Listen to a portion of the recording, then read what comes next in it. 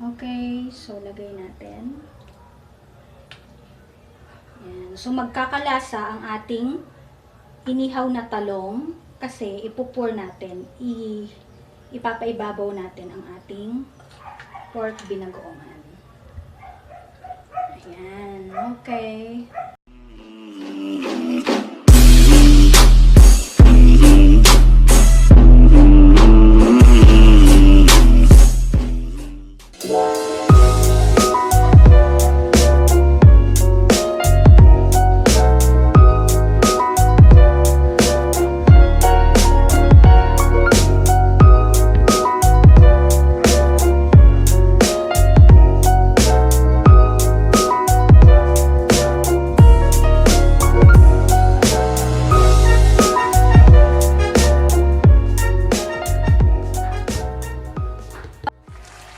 Everybody, welcome back to my channel, Home Cooking with Joy Salvador.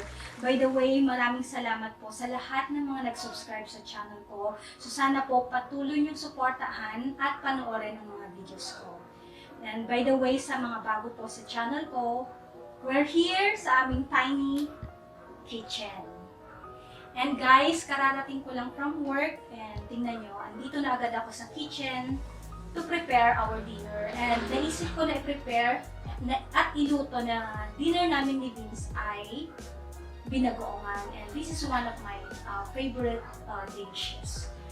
So, tatawagin ko ang aking recipe na crispy pork binagoongan with gata plus inihaw na talong. Ayan. So, ang ating mga sangkap po ay makikita on the description box below. So, let's start how to cook our special binagoongan.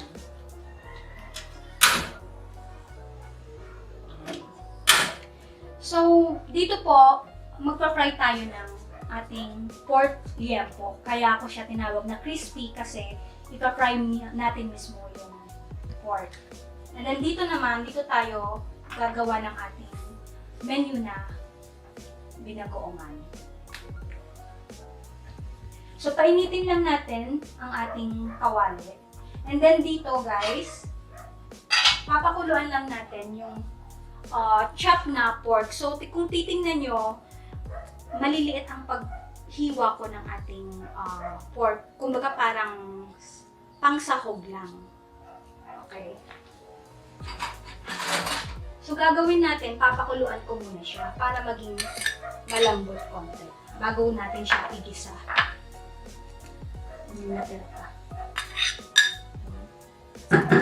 So, lagyan natin siya ng konting water.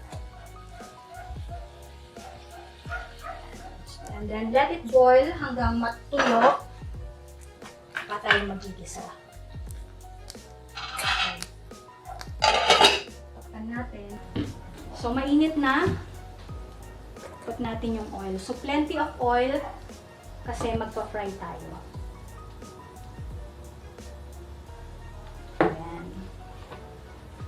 And then guys, yung liempo na binili ko, ito, nilagyan ko siya ng salt and pepper. Yun lang po nilagay ko. And then, saka ko siya tinusok-tusok ng pork para sumiksik yung ano niya. Sumiksik ba or para lumambot? Kasi hindi ko na siya papalambutin. Diretso ko na siyang i-fry. Okay? So, haluin yun lang ng salt. So guys, mainit na ang ating mantika. So, ang tip ko sa inyo para hindi tumalsik, patayin po natin yung apoy. Ayan. Okay. And then, saka po natin ilagay yung ating liempo. Pritong liempo. So, tignan natin kung e-effect po ba yung tips natin na hindi tatalsik. Ayan.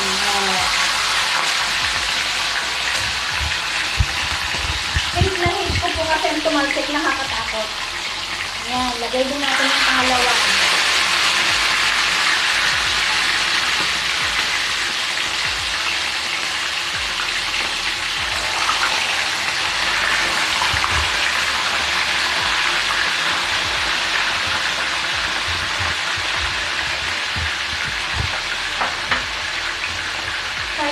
enough na siguro kung tatlong liempo. Tatlong slices ng liempo.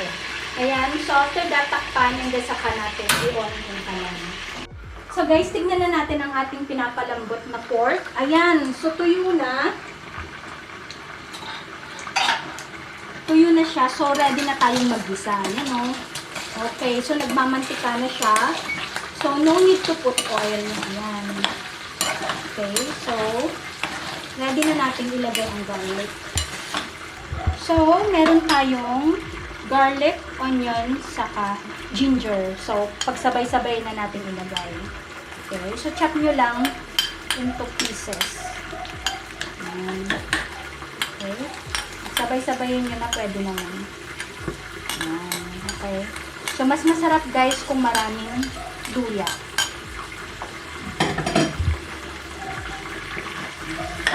So, halu-haluin lang natin. So, hayaan lang natin munang maluto ang ating bawang at sibuyas. And then, next na ilalagay natin ay ang ating alamang. Okay. So, hindi pa siya golden brown. Hayaan lang muna natin. So guys, okay na to. Ilagay na rin natin ang ating alamang. Okay.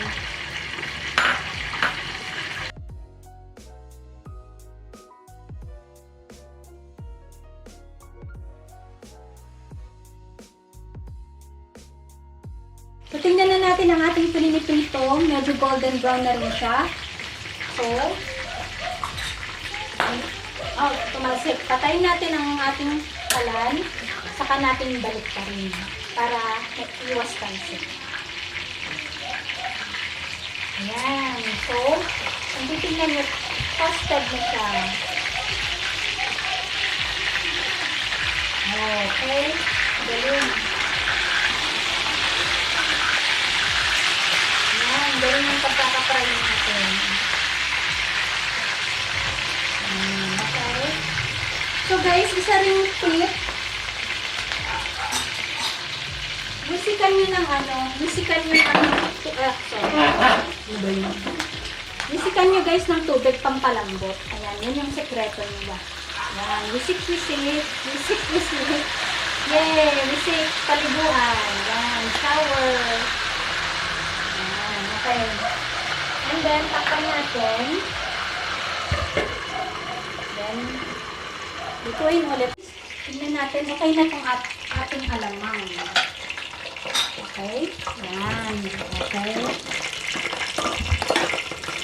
So, next na ilalagay natin, once na okay ng ating alamang, mabango siya, ang ating coconut cream. Lalagyan ko ang ating binagoongan ng coconut cream. Okay? Yan. Okay. And then after that, lagay na rin ang ating sili. So, hiniwa kong sili na merong pabilog sa kapahaba. Later na yung pahaba. Kasi baka sobrang anghang. Hindi ko ganang gusto yung maanghang. Yan. So, lutuin lang natin yung gata hanggang medyo mag-ano naman siya. Lumapot. And then, hindi na ako maglalagay guys ng salt or patis kasi ang pampaalat natin ay ang ating alamang. Habang hinihintay natin maluto ang ating binagoongan, tingnan natin ang result ng ating fried liempo. Ayan! So it seems okay na rin to. Patayin muna natin. Ayan guys, okay na. Ayan o. Ayan. Okay. So, okay na to sa akin. Ayan o, beans. Okay. So, it's done. Fully fried na ang ating liempo. Lagay na natin sa lagayan. Bago natin i-chop guys, ilagay ko muna siya sa nilagyan ko lang siya ng tissue muna para i-absorb niya yung oil bago natin siya i-chop.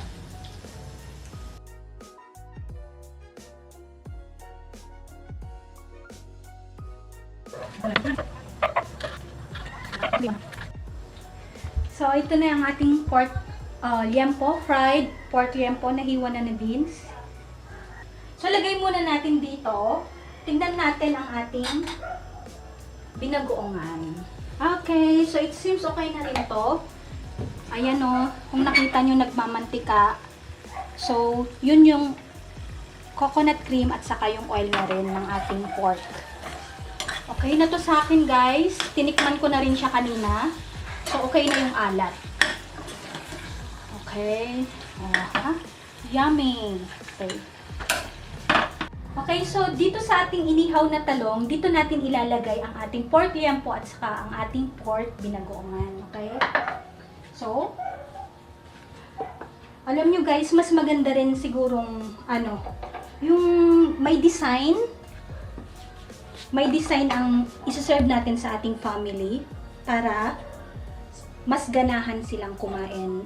And pag ganitong maganda ang plating nyo, or kahit na hindi naman professional, basta maganda, I assure you guys na laging maagang umuwi ang ating kapamilya.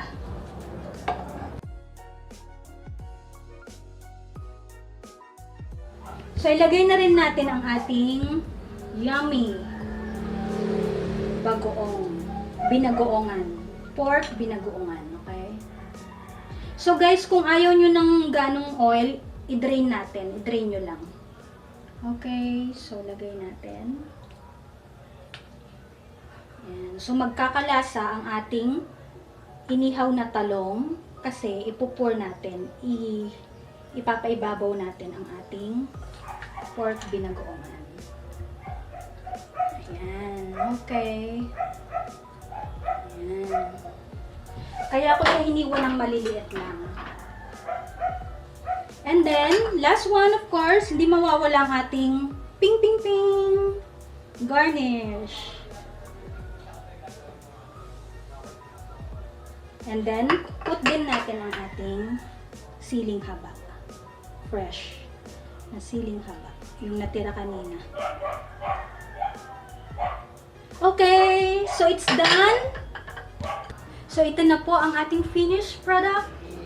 Ang aking crispy pork binagoongan with gata plus inihaw na talong. Yummy.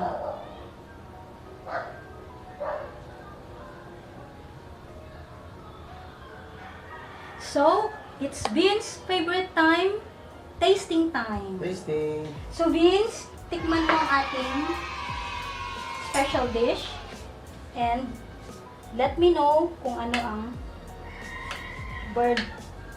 verdict mo. Sigurado masarap yan. Then,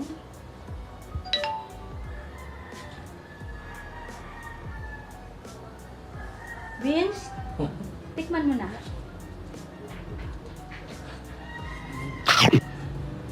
Kumusta ang ating dish? Wait. Grabe. Panalo. Suabe to. Ang lambot, guys. Panalo. Boom, gising. Ang lambot ng karne, di ba? Yung fried na liempo, malambot. And yung lasa, iba. Nag-complement ang Gata. Saka yung alamang sarap. Then, meron pa tayong inihaw na talong. Mas masarap ang inihaw na talong kaysa fried talong. So, try nyo to guys. This is my unique recipe. Panalo to guys. So, thank you for watching. And see you on my next vlog. Please subscribe to my YouTube channel. Guys, I love what I'm doing. And this will serve as good memories for me. Okay, I love you guys. Bye for now. Bye! Try nyo to. I assure you magugustuhan ng everybody.